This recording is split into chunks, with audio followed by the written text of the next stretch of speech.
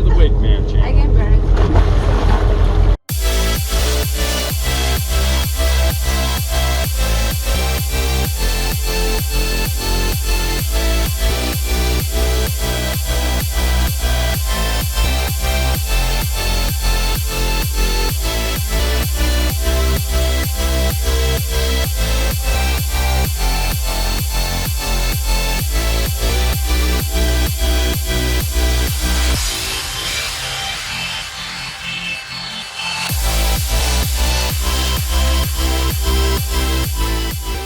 All right, so just came off of my last week-long trip of the summer. I do have about 4 weekends left of camping, maybe a weekend or two more of riding after that, just day trips. I actually beat myself up pretty good in my last 1 week trip. I actually got a pretty bad rope burn. As you can see here, it's healing up. I'm actually using diaper cream to heal that. You'll hear more about that in an upcoming video because I tried something new and it didn't work out, so that's going to be a fail video. I also was trying a new trick and I think I wrecked and hit my face right on the handle really hard, and it gave me a black eye, which is mostly healed now, so I just got pretty beat up in that week stay. But it was a lot of fun. I did get a lot of riding in. I've got about 3 different videos that are going to come out of that week's worth of footage, and they're all pretty fun. So now on to the subject of this video. Power turns. What I'm going to do in this video is I'm going to provide information and tips on how to keep your lake cleaner from rollers for yourself and everybody else on the lake, and also how to help keep it safe for your rider who's being towed behind the boat. It's a very common thing that all of us boaters see all the time, and I feel like most of the time people are doing power turns. It's just because they're just not aware of the techniques that you can use to avoid causing extra rollers and pushing waves towards the rider. So I think just by putting videos out there like this one, it's going to help more people do power turns less.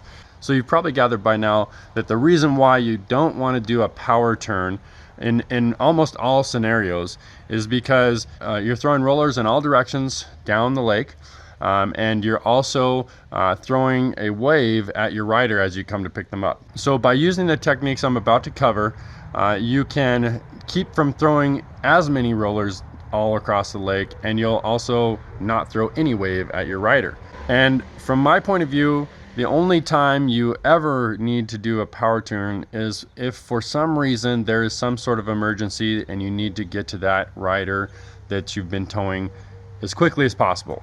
If they were to get knocked unconscious, something to that effect, you know, and you just need to get to them as quickly as possible. But even in the case that somebody may get injured, as long as they're up and breathing, it's still better to come back to them slowly so that you're not throwing a wave at them. So now what I'm going to do is I'm going to get into some video and I'm going to show you what a power turn does. You'll see in this clip that I've fallen down and my wife or my driver has decided to do a power turn to come back to get me. And basically what a power turn is, if you're unsure about what it is at this point, is when you just don't let off the throttle when you go to turn around. So your rider drops and you just go ahead and turn the wheel, keep the power going, and get back to them quickly. That's what a power turn is. And basically what you'll see that as she comes around, it's throwing a roller in all directions, and basically a circular pattern in all directions across the lake. And also as she approaches me, you can see that it's bringing a big wave back towards me, which makes it a little bit more dangerous for the rider, especially new riders, because they may not know how to deal with that.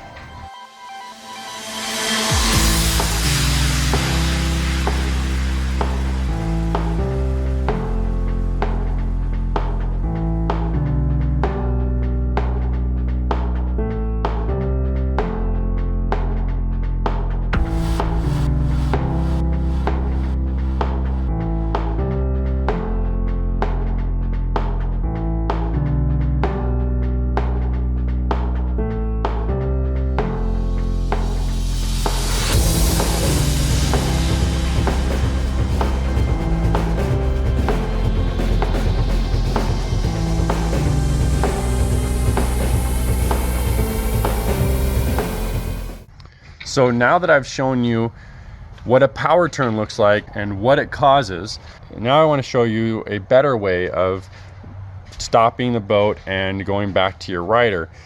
So here's a clip of me falling again or wrecking. You can see that the first thing my wife does, she pulls off the throttle all the way to neutral, and that stops the power. You can see that the rollers from the boat dissipate, and they just go to either side. They don't go down the lake in all directions. And then she's just slowly turning around, almost at the first forward position, so hardly any power, just slowly turning around. You don't have to worry about your bow dipping in under any waves.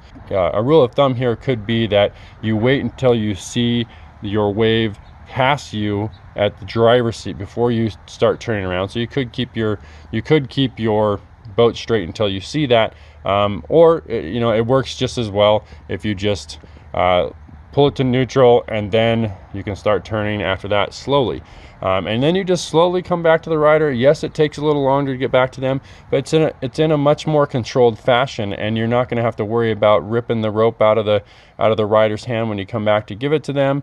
And a good way to give the rope back to your rider is to just point your boat straight beside them, as close as you can, with also being comfortable, and then right as you get close to them, just probably 5 feet away, you start turning the boat, so as you drift by, you're actually pulling that rope around to them.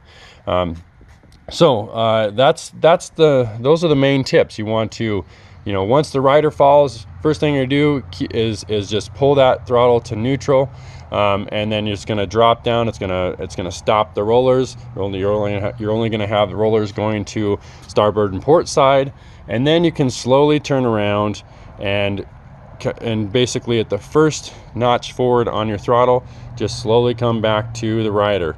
And you can go a little bit faster than that, but basically you don't want to be up on plane. You don't want to be going surf speed to get back to your rider. You want to be going slowly, like up maybe 5 miles per hour at the most. Another helpful tip to keep your lake clean is whenever you need to turn while your rider is still being towed. They haven't fallen, they haven't wrecked, but you need to turn around. It's best if you do a P-style turn or a teardrop turn. So again, you're minimizing the amount of rollers you're throwing across the lake, and also as you come back across your wake, it's going to be the most ideal scenario. And just going up and down the same line that you came down originally is going to keep your rollers in the same fashion, so that you're not throwing rollers all over the lake. You know, most of us know that, you know, if you're pulling, people who are pulling tubers, obviously they like to throw the tuber side to side, which is fine. You know, that's part of having fun on the lake. But you know, if you're being towed on a wakeboard or skis or a surfboard, ideally you are pulling in a straight line back and forth from one point to another, and that keeps your lake cleaner. If you are going side to side, taking turns here and there, then you're going to be throwing rollers up and down the lake, side to side on the lake, as opposed to just side to side on the lake. And when you're just throwing your rollers side to side on the lake, they have a lot better chance of basically deforming as they hit the shore, and not coming back and bouncing back at you. Whereas if you're throwing them up and down the lake and side to side, you're just causing more action across the lake, and it's just going to build. And the more people that are on the lake, the more that's going to build up. And it's usually best if you are near a shoreline. So you usually, to keep your lake the cleanest, it's not best to go down the very middle of the lake. It's actually best if you are going next to a shoreline. So those are my tips on not doing power turns and the reason for not doing power turns. I hope this video helped you. If you enjoyed this video, please give it a thumbs up. Also, if you have any other ideas or thoughts on this video, please leave them in the comments below. And if you're new to the channel, please subscribe and hit that notifications bell so you can be notified of my future videos. I'll see you next week.